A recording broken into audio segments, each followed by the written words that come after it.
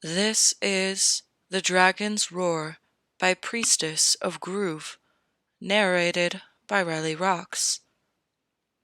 Chapter 40, Amen 11. He strode to his first small council, already feeling harassed. It had been 2 days since his dream with Daenerys, and while his days had been full to the brim with small business, he couldn't seem to push away his concerns for her to focus on what he should do. Jaime noticed, and couldn't refrain from making a few caustic remarks. He's just cranky because Brienne's already rebuffed him, Aemon thought. He'd seen their encounter in the training yard, only emerging once Brienne had stalked away. Jaime had insisted that he knew what he was doing, and it was not surprising that she stormed off in a huff.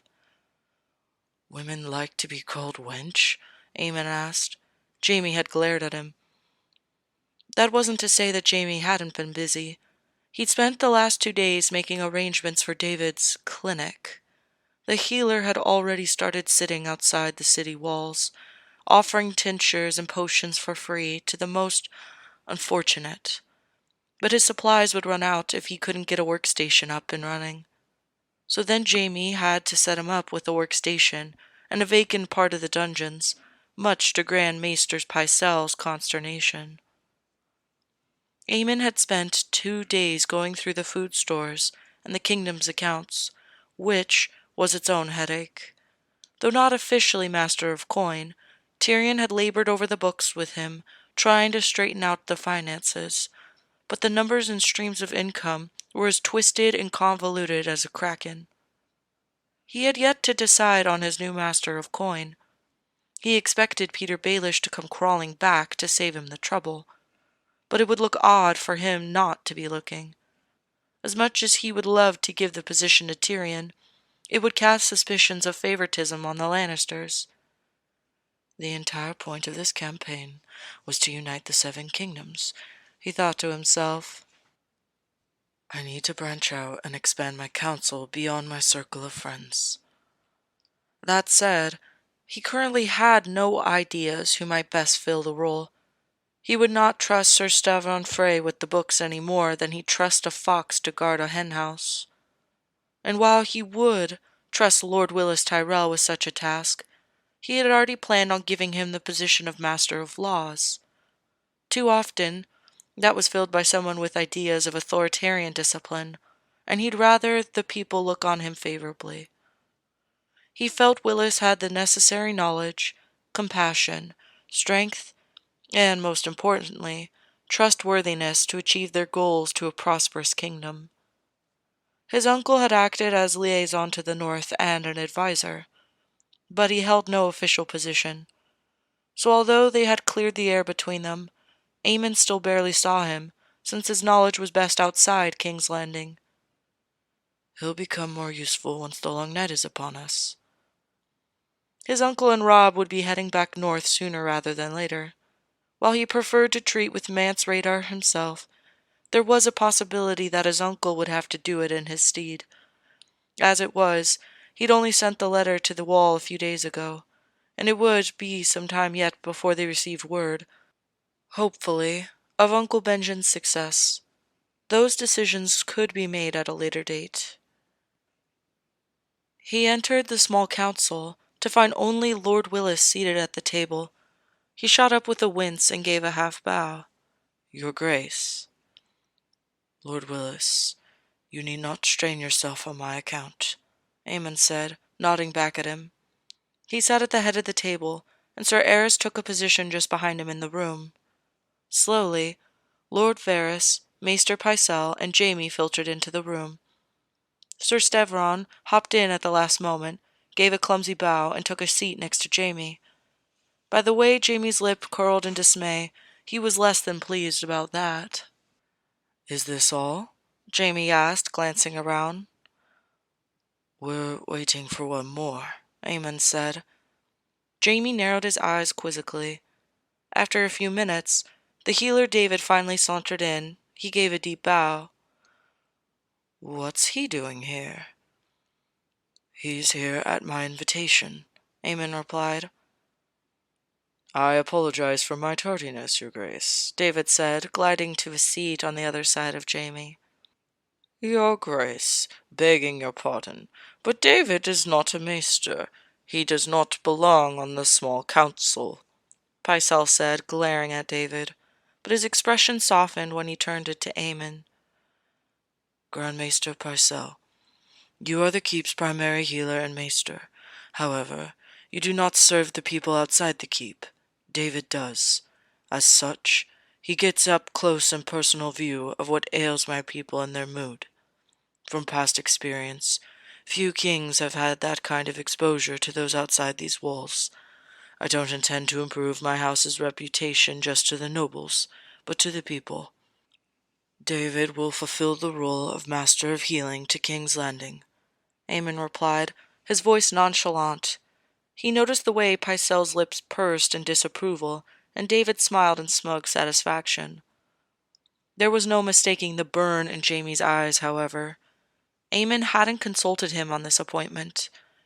He and Jaime seemed to have contradicting opinions about the trustworthiness of the healer, but the reasons for bringing him on the small council were sound. There were few enough nobles that deigned to listen to the people. David was more likely to receive an honest answer from the poor folk. Aemon started the agenda by appointing Willis as the Master of Laws, and spun another position out of whole cloth, Master of Food, for Sir Stevon Frey. He and Jaime would both be watching him very closely, since it was paramount for food stores to be full for the long night. I may be a Targaryen, but I grew up a Stark, and the Stark motto rings as true to me as it does to them. Winter is coming, Lord Stevon. I expect you to reach out to each of the 7 kingdoms to coordinate the food stores. A long winter usually follows a long summer.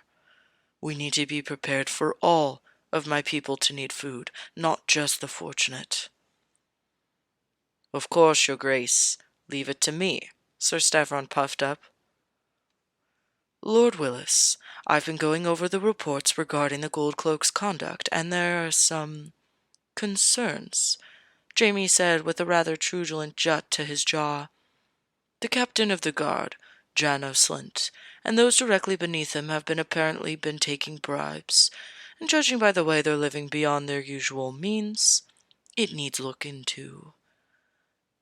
Thank you, Lord Hand, Willis said, accepting the brace of documents Jaime shoved over to him.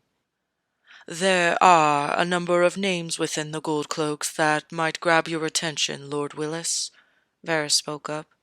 I serve the king, and therefore serve the welfare of the people. I am at your disposal.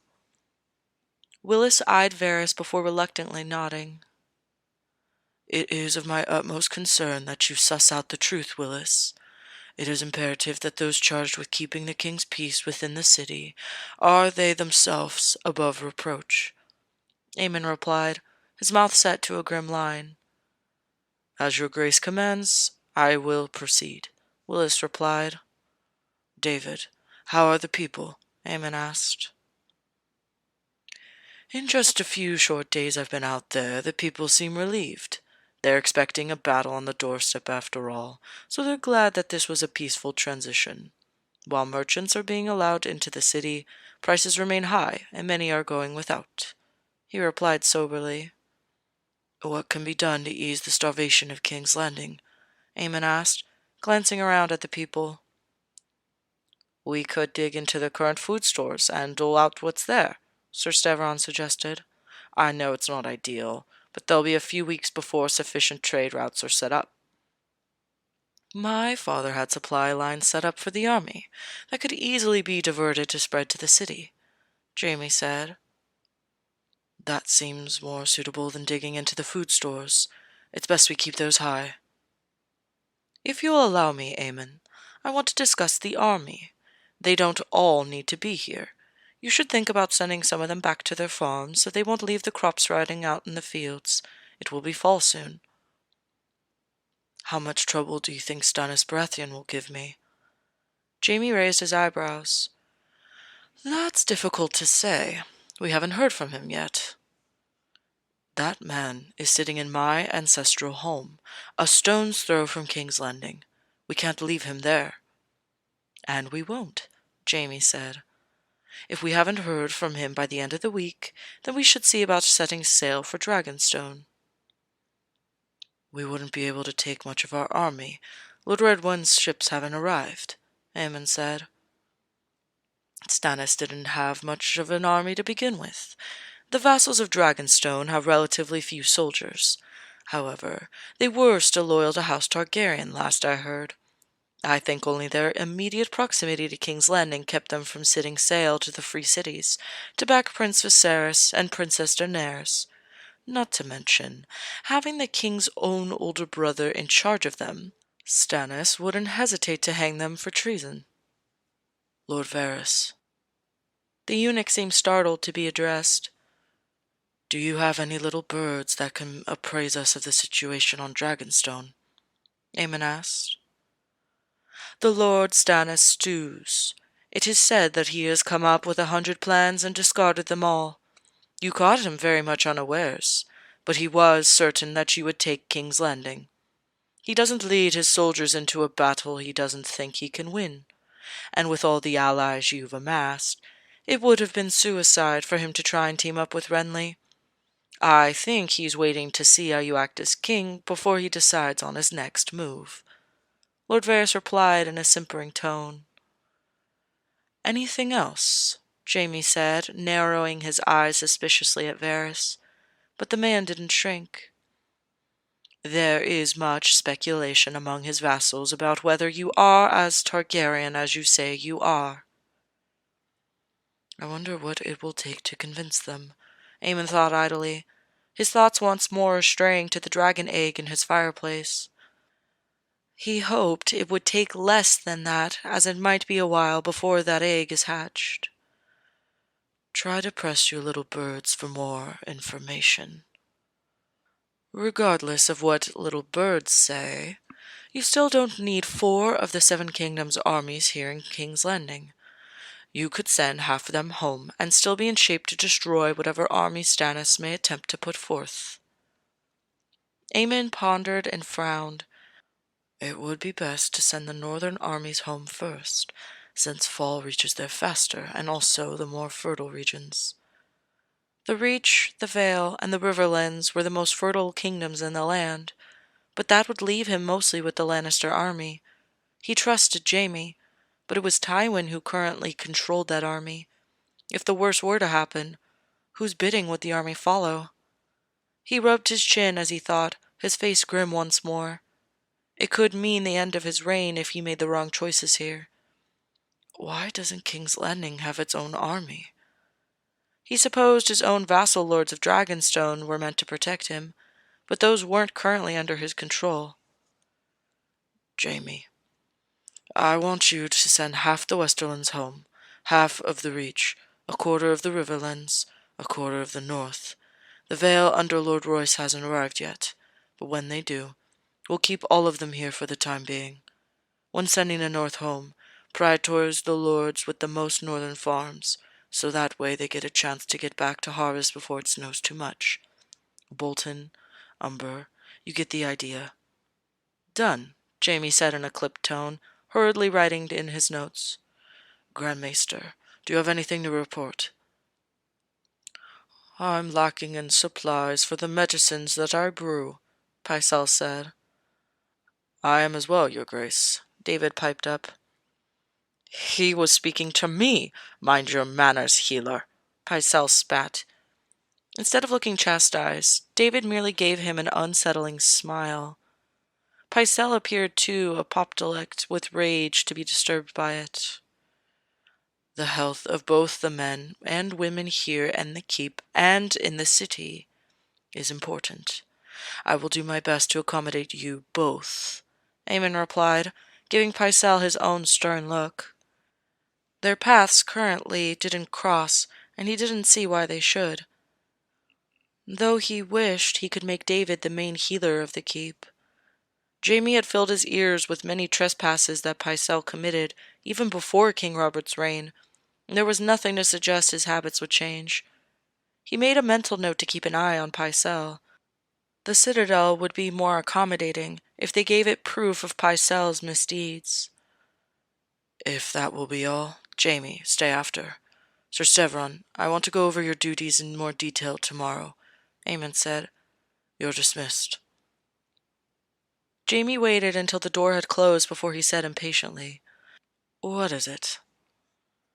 Sir Barristan leaves for Karth as soon as we're done here, but he insisted that he be here to see the augmentation of another member of the King's Guard. He's a stubborn old goat, isn't he? I thought the Blackfish was the stubborn old goat, Aemon asked wryly. Can they both be? Aemon chuckled. Sir Eris, please send a servant for both Barristan Selmy and Sandor Clegane. At once, your grace. For the rest of the time while they waited, they did not speak a word to one another. Jaime fidgeted. He tapped his quill. He shifted his weight. He sighed in exasperation, and ran a hand unceremoniously through his hair. I thought I was keyed for action, Aemon thought with some amusement. In the other timeline, Jaime was too worn down, old, and tired to exhibit this kind of energy, but now he seemed like a war-horse left too long in its stall. Sir Barristan entered first, giving the traditional greeting. When Sandor entered, he had a guarded look on his face and glanced around in suspicion. He bowed, but bypassed the honorific. It was typical of him, so Aemon let it slide. Lord Sandor, Aemon began. I ain't no I'm no lord, your grace. You will not interrupt your king, Sir Barristan barked. This is off to a good start, Aemon thought. It seemed even the arrest of his brother couldn't soften the hard edge of Sandor Clegane. Sandor gritted his teeth, but finally muttered, Apologies, your grace. It just so happens we're here to discuss your lordship, Aemon said, turning to Jaime. Clegane gave him a puzzled look, but remained silent. Jaime spoke. Your brother was arrested and sent to the Martells to mete out justice. Good riddance, Sandor growled. Jaime glowered and continued when Clegane remained silent. You are now the lord of Clegane's Keep. I have no other uses in mind for Clegane's Keep. Do you take it? I don't want it, Clegane growled. Very well, Jaime said, frantically writing more notes. Thank you, Aemon said. But you're still a lord. Now, I could set you up with a keep somewhere else, in the north. He at least shook his head instead of cutting off either of them this time.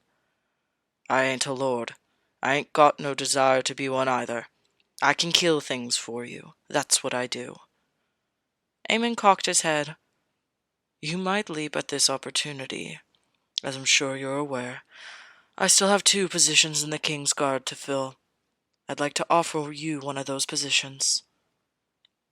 He's not sure he's ever seen Sandor Clegane rendered speechless. He glanced around at all of them, and then his face grew thunderous. But he finally spat. I will serve in your King's Guard, but I am not a sir. I won't be a knight. Only knights can serve in the King's Guard, both Barristan and Jaime said simultaneously. Jaime scowled at Barristan, who merely bowed his head. It took some work for Aemon to keep himself from laughing. Then I guess I won't be in the King's Guard. Aemon gritted his teeth. Is this really a sticking point for everyone? Why won't you be a knight? It's all the empty vows, preening and posturing. It doesn't mean anything. I spit on their vows. After all, my brother was a knight.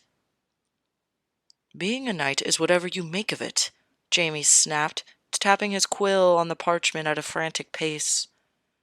Aemon stared at the ground, mulling his thoughts. He had been initially surprised when Jaime had suggested Sandor Clegane, but he was a solid fighter and loyal to the cause up to his death.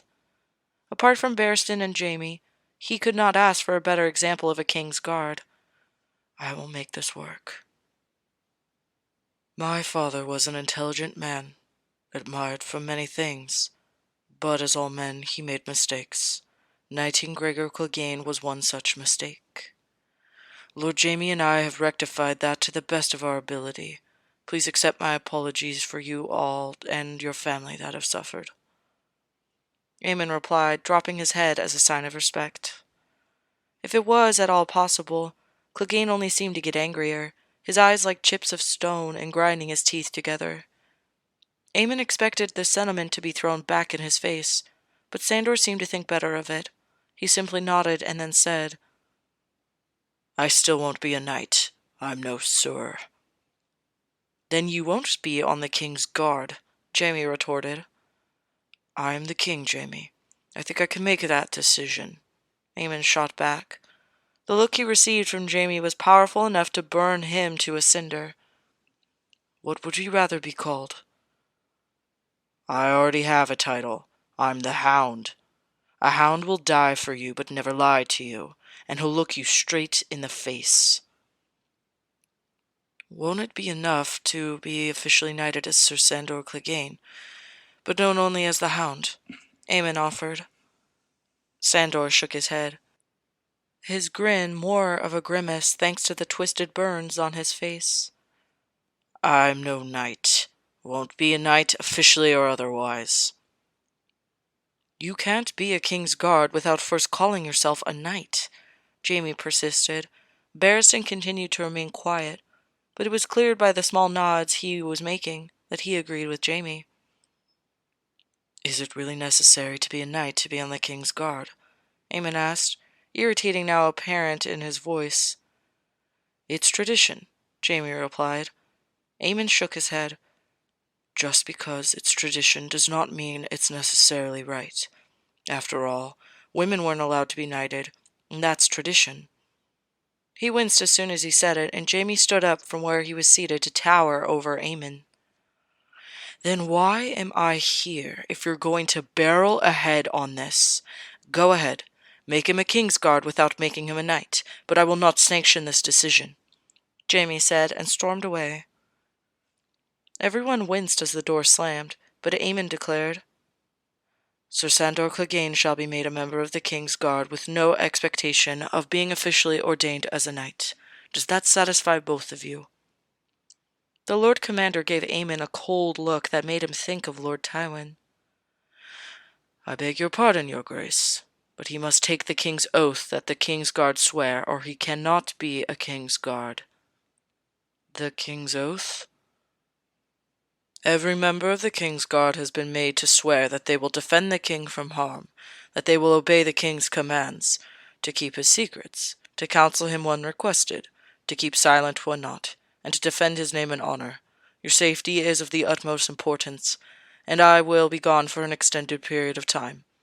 I refuse to leave you with a man who refuses all oaths, making him beholden to none.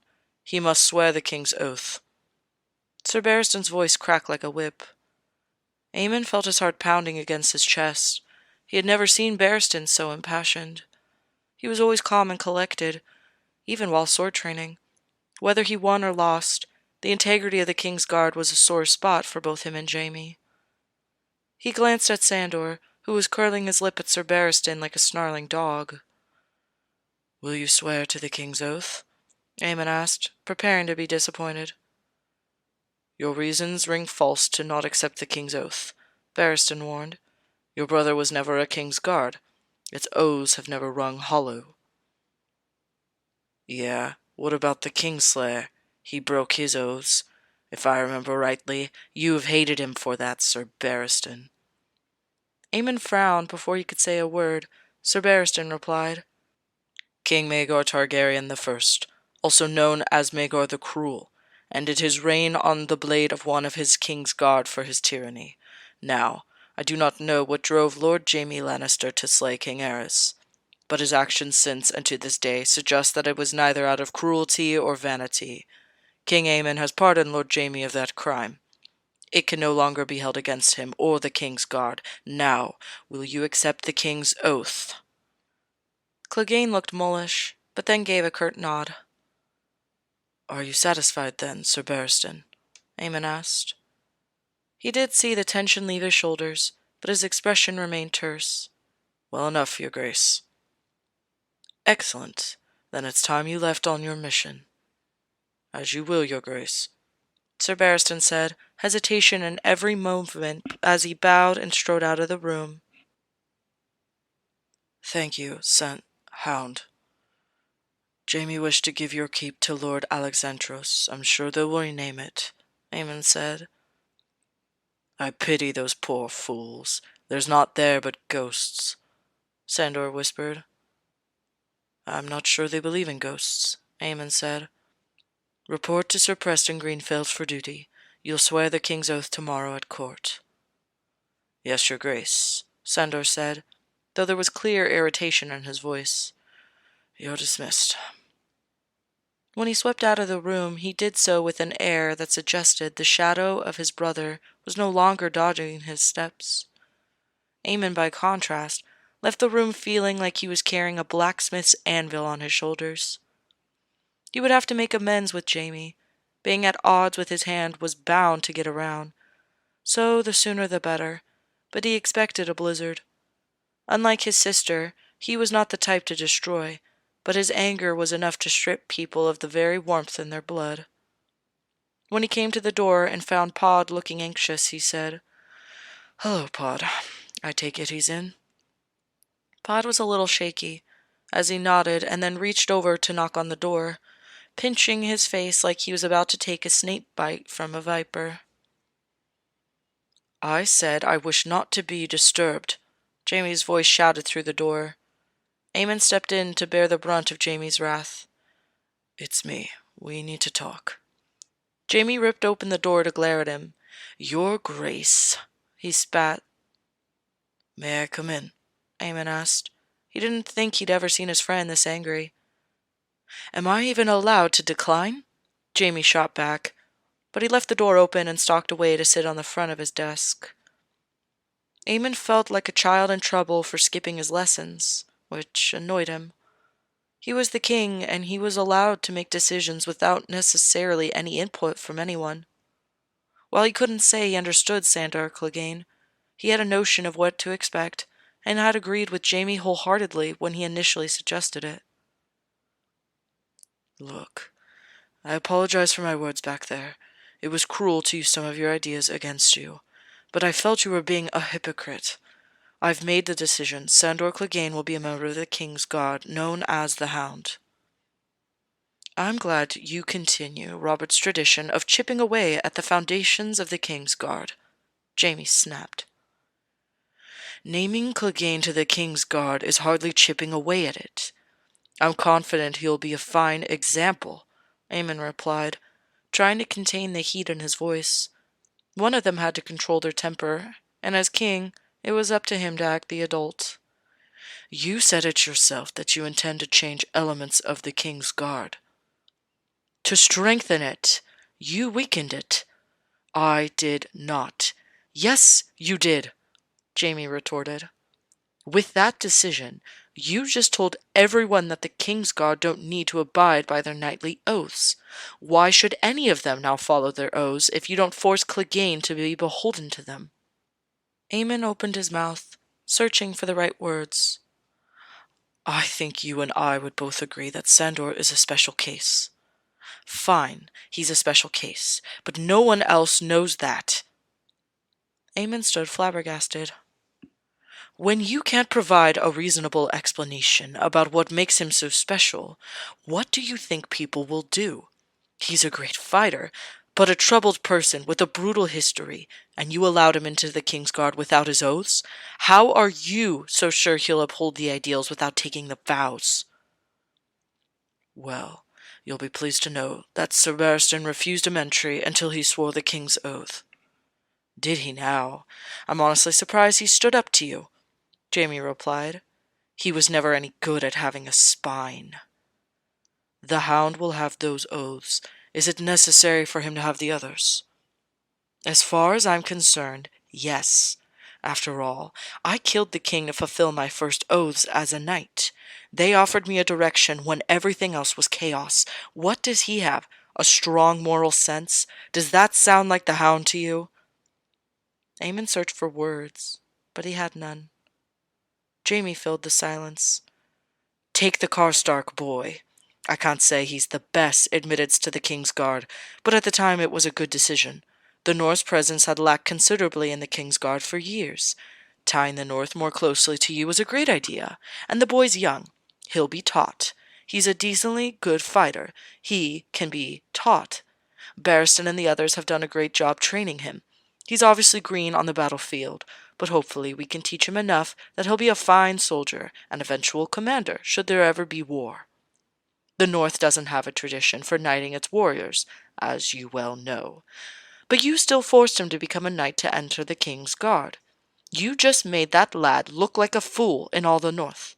He stands out among his people now, and not in a good way. He's probably too respectful to ask, but the rest of his family will. Why did Torrin Karstark have to be knighted when the Hound didn't? Aemon winced. Maybe I should have given this more thought. He'd been impatient. Sandor was a particularly notable fighter, matching even Jaime in skill. Judging by his commitment to the cause in the last life, he could be counted on. Aemon was happy to leap at the opportunity to appoint him. And furthermore, Sir Barristan refused to leave on his journey to find Daenerys until at least one more Kingsguard slot had been filled. In his rush to push Barristan onto the boat, he had plunged headlong into this. I didn't think. No, you didn't, Jaime snapped. Now, if you said to me that the requirements to be knighted weren't stringent enough and allowed too many fools among its ranks, I would have agreed with you. But the answer is to tighten those requirements, not to blow the requirements to be Kingsguard wide open. As Jaime had lectured him, he had left his desk and stepped closer to Aemon until he was towering over him, causing him to shrink. And Sandor Clegane refused to be a knight because his brother and many knights like him made a mockery of those vows. He was right. I agreed with him. And then I learned that being a knight isn't saying some words and following orders. It's a lifestyle. You mold yourself to those vows and do your damnedest to uphold them, no matter the cost. She taught me that. Aemon flinched as though struck by the words and stared helplessly at Jaime, who strode back to his desk and sat. The next time you want to make an appointment to your Kingsguard, you will consult me, and we will give it proper discussion. I was blindsided by Clegane's reluctance to take the oath. We should have convened and given it more thought. Aemon nodded numbly.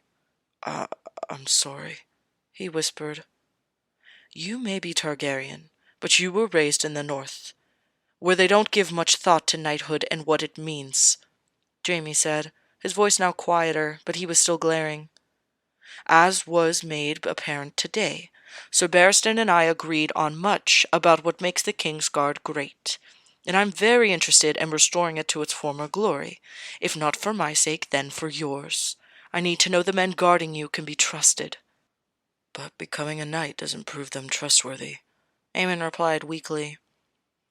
Then I guess we'll have to make the requirements more strict, as I said before, and then make an example of those who fail to uphold their vows. Now, if you'll excuse me, Your Grace, I have a lot of work to do. Aemon nodded and said, I can see now I should have given this more consideration. I apologize for rushing the decision. I'll leave you to it then. He tried to hold his head up as he walked back to his rooms, his face clean of any anguish, but that was an argument that could be heard around the kingdom. There would be consequences, and he would have to prepare for them.